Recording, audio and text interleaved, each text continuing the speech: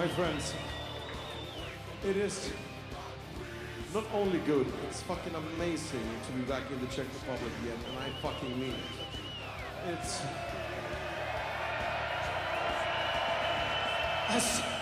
As some of you might already know, I am 50% Czech, 50% Swedish. So I'm 50% good looking, I'm 50% ugly. You'll figure out which is which. But one thing made me very, very sad. And I read on a forum or maybe Facebook, you know, shit like that, that somebody said that this is not true, that I am 50% Czech. They said this was a PR trick by us, which makes me very sad because I'm actually fucking proud to be 50% Czech. And I think you can call me a retard, you can call me ugly, you can call me stupid, but you cannot call me a liar. Camera, what's in? Is this cat picture on? Okay, zoom in on this, motherfuckers. You see that?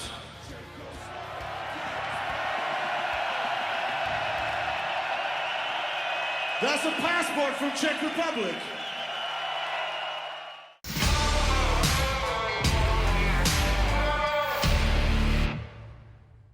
Thank you for the time. Welcome to Czech Republic. Oh, welcome to Moravský Krumlov.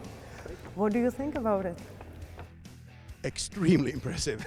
I don't know much about art, and usually I'm not a big fan, but this was, yeah, awe-inspiring actually. Yeah, but your attitude to history, so maybe it corresponds with your interest. Yeah, and I mean they're beautifully done, and also with all mythological references in there as well, you know. Yeah. Were you looking forward to play to Rock Castle because of there was a break? Yeah, for several reasons. I always love to perform in Czech Republic because I'm half Czech, and you know I like the beer, I like the food, I like the people. But also, yeah, we've done 3 concerts in total in the last year and a half. 2 of them were streaming shows, and only 1 real live concert in front of a crowd a few weeks ago in Serbia. So yeah. You had symphonic orchestra and Masters of Rock. So did you prepare something special for this concert in the Rock Castle? There are some special things because we have a few songs we never or almost never played live before because we released new stuff over this time. So yeah. Yeah, thank you. That's great. And what about scene? Because I heard that Irka Daron wanted to restrict some attractions like tanks or something like that, and you didn't want to. So we have everything with us. Yes, everything from pyros to tanks to airplanes to yeah. Yeah, that's perfect. Recently you have released the EP Kingdom Come. So how was it made, or what was the process of releasing? Oh, that's actually a fan requested thing because we didn't have any plan to release it officially. That was actually we made this cover for the game that became Kingdom Come. It was developed in Czech Republic actually, the game Kingdom Come. And we visited the studio and we did that as a promo for that game, and we love Manowar, it's a cover song. So we never really thought we were gonna release it. But then our fans told us we want this, so yeah, we released it.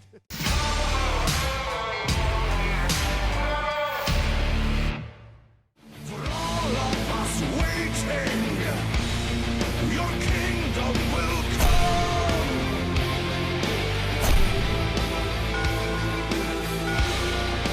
Kingdom come.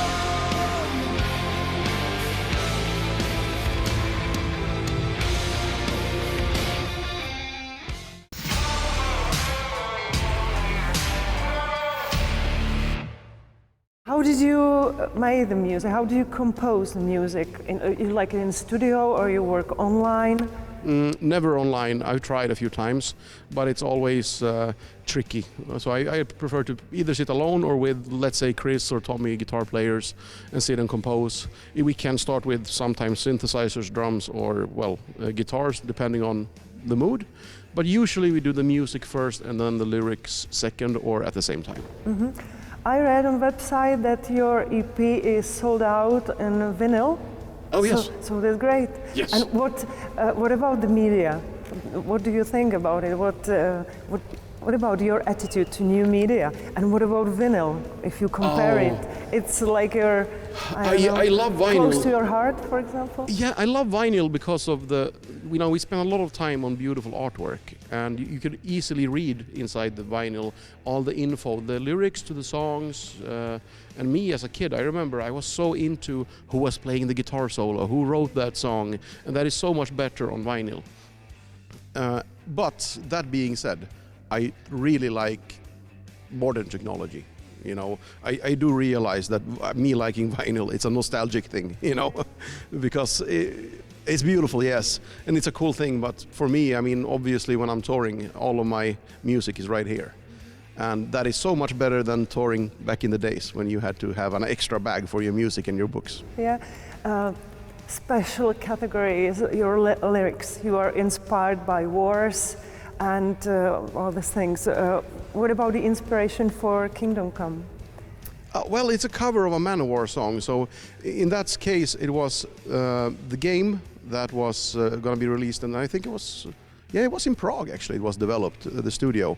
So since they had the game Kingdom Come, we talked to them, and they thought, well, Manowar had a song called Kingdom Come, so perfect fit. Yeah.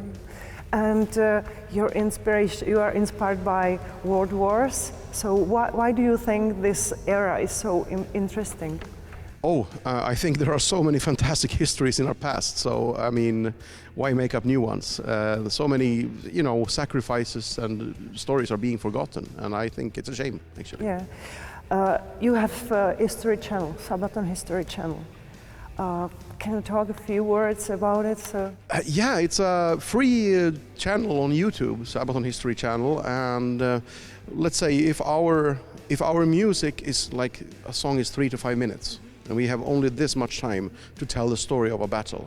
But in this, we make a mini documentary with historians who tell the story. So it's a deeper dive into the subject of the songs. So every song we have done about military history has one or more episodes. Mm-hmm.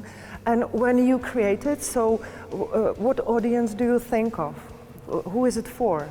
For us. For us, that's great. I think that's the best motivation, yeah. No, we had this dream many years ago that, wow, maybe one day we could make this is so interesting, maybe one day we could make a documentary. And now with the history team that is involved, the real historians, every episode, some of them was a long time ago we researched, but also we do not deep dive so deep. So we learn as well when we watch it. So I just love doing it.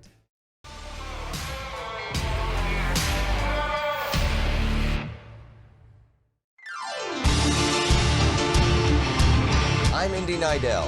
And I'm JOAKIM from Sabaton, and this is Sabaton History.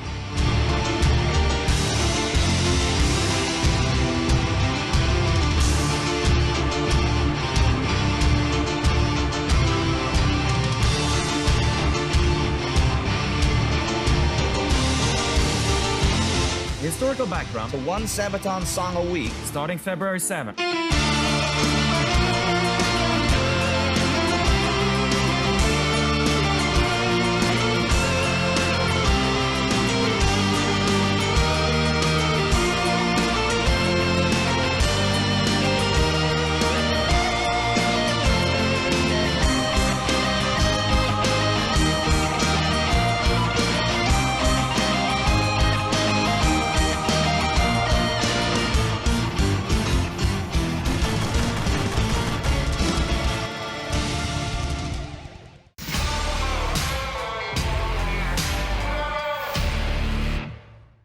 In one song, Far From the Fame, you sang about Karel Janoušek.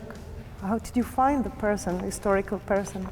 That was actually our booking agent, Jiří, who told me the story about him and sent me some links. So thanks to him, I'd never heard of him before, actually, because every country has its own history, and what every kid knows in Sweden people in America have never heard of.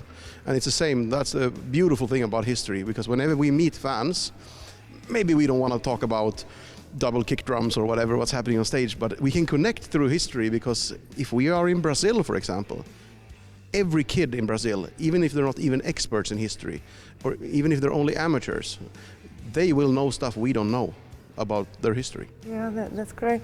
And what about Swedish history? Because do you plan to write about some topic from... Yeah, we've done that in the past. We did one song about the Royal Guard quite recently, and then in 2012 we had a concept album about Swedish history over 100 years, from Gustavus Adolphus II up until Charles XII, which unfortunately also includes the 30-year war and the Swedish coming in 1648, to Prague. Mm-hmm. I was interested in how long does it take to study the topic, because I need you need probably time. So yeah, but years. But it's not like I feel like I have to study. I love history, so yeah. Even if I'm not doing research, I'm gonna watch a historical documentary. I'm going to read a book about history. Not all of it is about military history. We love all kinds of history, mythological history, religious history even. All kinds of history is interesting. But let's say we couldn't make a heavy metal album about art history.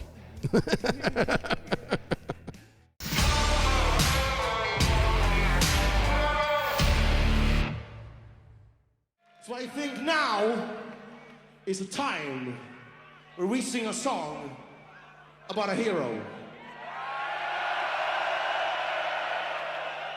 About a hero that we have in common.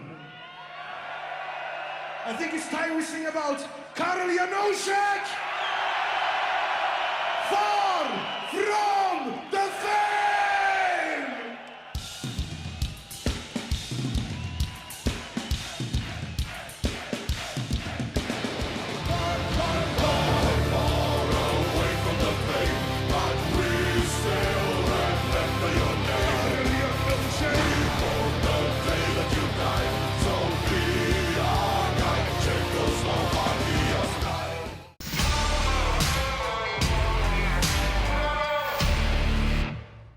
So now let's go back to the future. I was watching websites, and after Rock Castle you're going to United States, Canada, Sweden again, and in March you have a big concert in Czech Republic together with Mongolian Tehu and Lordi. Was it your ambition, your choice to do this concert with this? With those bands, absolutely. Of course, we speak with our promoters who are doing the shows in every country and ask them for their opinions, because we would like to know. We don't know how big or every band is in every country, but absolutely on our headline tours, the first step is we want those bands there. And I mean, The Who is doing something that's so crazy and different, and I saw them live 2 years ago in Germany 2 times, and I thought, yeah, we gotta have these guys, Yes, so that's great, perfect, thank you. You can invite your fans to this concert, please. Oh. Yeah. Ahoy, Česká republiko! JOAKIM from Sabaton here, and on the 12th of March we are playing the O2 in Prague, so you should be there and we should have some pivo together.